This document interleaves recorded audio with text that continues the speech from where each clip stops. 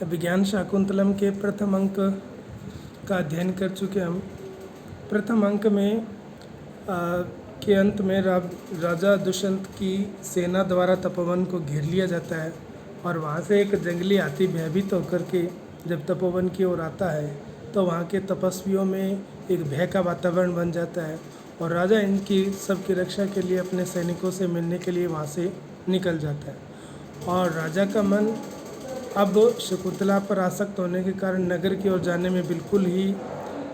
असमर्थ है और राजा वहीं कुछ दिन तपोवन में ही रहना चाहते हैं, इसलिए अपनी सेना का पड़ाव तपोवन के बाहर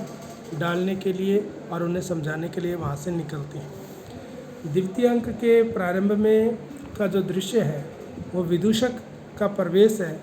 और विदूषक जो राजा का सारथी होता है और राजा का अंतरंग मित्र भी होता है और एक विश्वास पात्र मित्र। तो राजा का जो मित्र है विदूषक वो बड़ा दुखी हो जाता है। दुखी इसलिए हो जाता है कि वो राजा जो है, राजा का मन अब तपोवन में और वहाँ पर जंगली जो जानवर हैं उनका शिकार करने में लग जाता है और जंगली जानवरों का शिकार करना, इस भयंकर गर्मी में उनके पीछे दौड़ना और वहाँ पर घूमना दिन में और शिकार करने के लिए जानवरों के पीछे दौड़ना,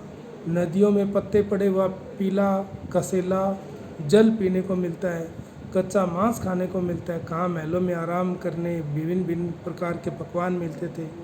और सारी रात जो है जानवरों की पक्षियों की आवाज़ें और राजा को जो है दिन में शिकार के कारण थकान होना और रात को पूरी नींद न होना, इस पीड़ा से वो व्यथित है। और साथ में दूसरी पीड़ा वो कहता है कि फोड़े पर फुंसी हो गई है। फोड़े पर फुंसी का मतलब कि इतनी सब पीड़ाओं को तो सहन कर ही रहा है, दूसरा राजा का मन शकुंतला पर आसक्त हो गया है और इस कारण से राजा जो है इस तपोवन को छोड़ करके नगर में जाने का नाम ही नहीं ले रहा है और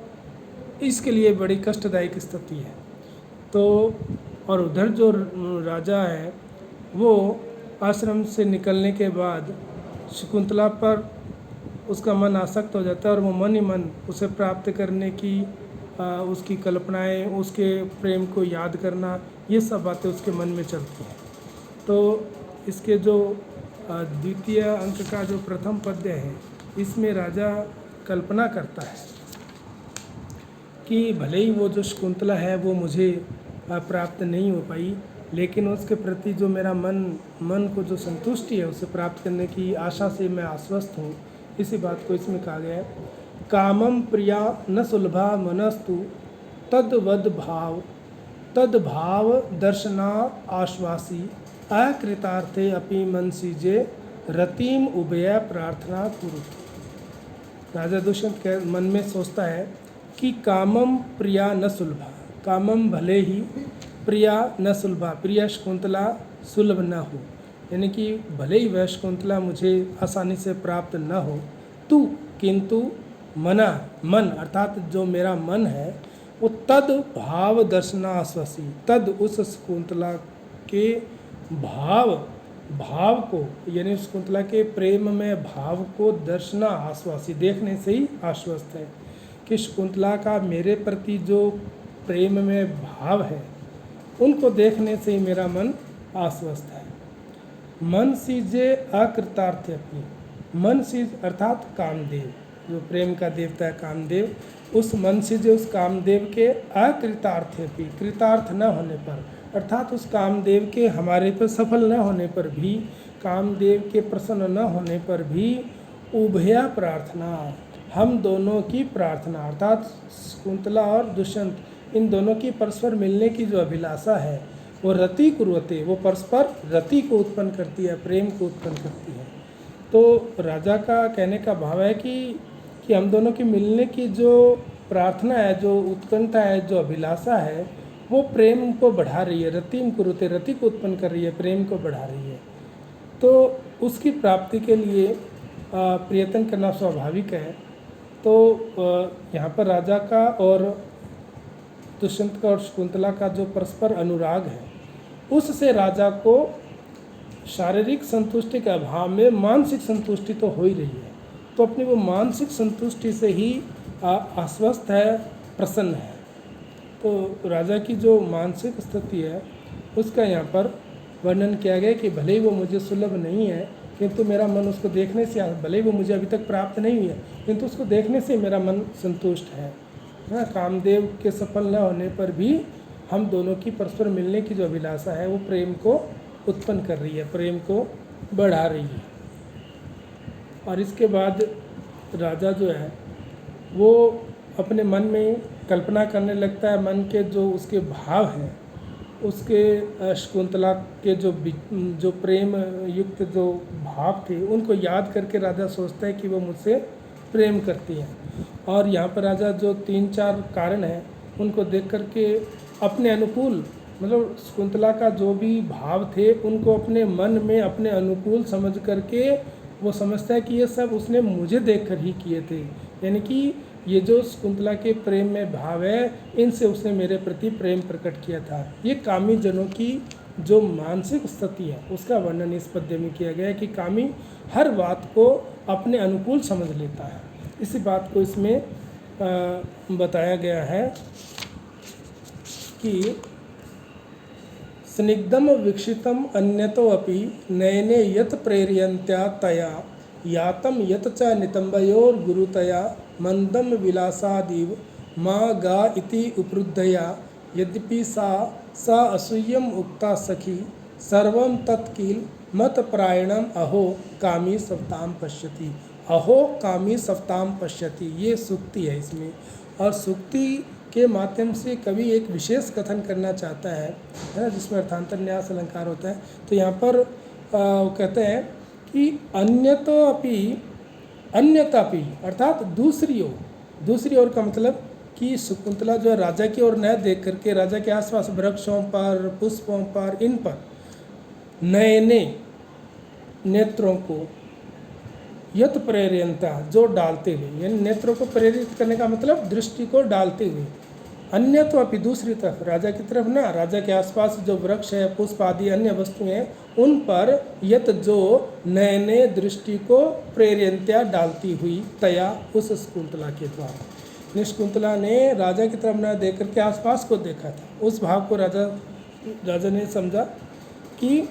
और उधर उधर देखते हुए, दृष्टि डालते हुए यत जो स्निग्धम विक्षितम, जो स्निग्ध पूर्ण प्रेम पूर्ण विक्षितम मुझे देखा था। तो उसने इस प्रकार से आसपास चीज़ों पर दृष्टि डालते हुए मुझे प्रेम पूर्वक स्निग्धम यानी स्नेह युक्त दृष्टि से विक्षितम देखा। तो एक तो ये उसने लगाया कि ये जो देखा था ना उसने, वो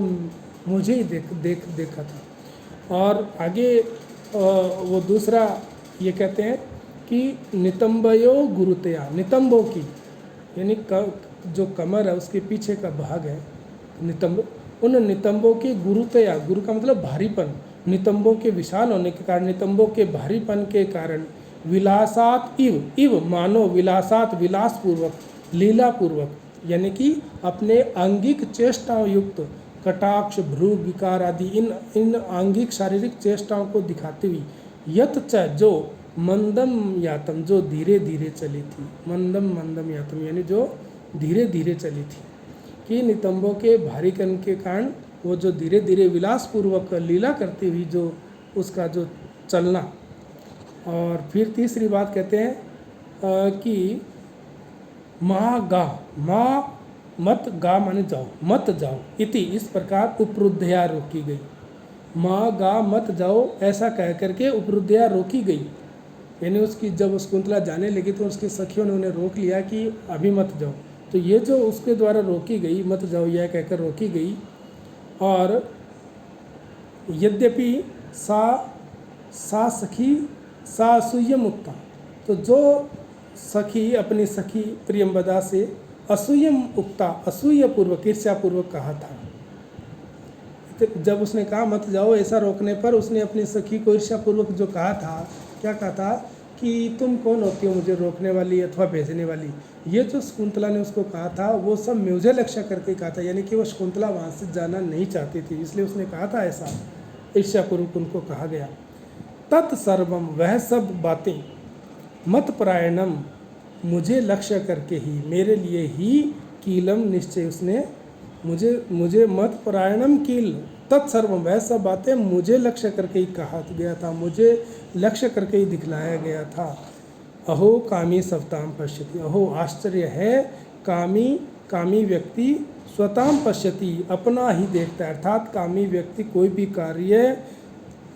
भले ही उसके उद्देश्य से नहीं किया गया हो, फिर भी वो समझता है कि मेरे उद्देश्य से किया गया हो। कामी जन अपने लिए ही किया हुआ मानने लगता है, यानी कि दूसरों की स्वाभाविक भावों को या चेष्टाओं को अपने जैसा अपने लिए समझ लगता है। भले ही यहाँ शकुंतला राजा को लक्षित करके नहीं कहा गया, उसने ऐसे सब बातें, ये जो ऊपर बातें बताई गई है, वो दृष्टि डालना, धीरे धीरे चलना, सखियों को ईर्ष्यापूर्वक बातें करना, ये सब भले ही उसने राजा के लिए नहीं किया, लेकिन राजा उस पर आसक्त है, इसलिए वो कामी है, काम पीड़ित है, तो वो अपने अनुकूल ही समझता है कि ये सब बातें शकुंतला ने मुझे लक्षित करके ही कही गई थी। तो ये आश्चर्य है, कामी स्वताम पश्यति, कि कामी अपना भाव ही देखता है, अपनापन ही देखता है हर चीज़ में, कि ये मुझे लक्ष्य करके इसने ऐसा किया होगा, ऐसा किया होगा। तो यहाँ पर राजा की मानसिक स्थिति का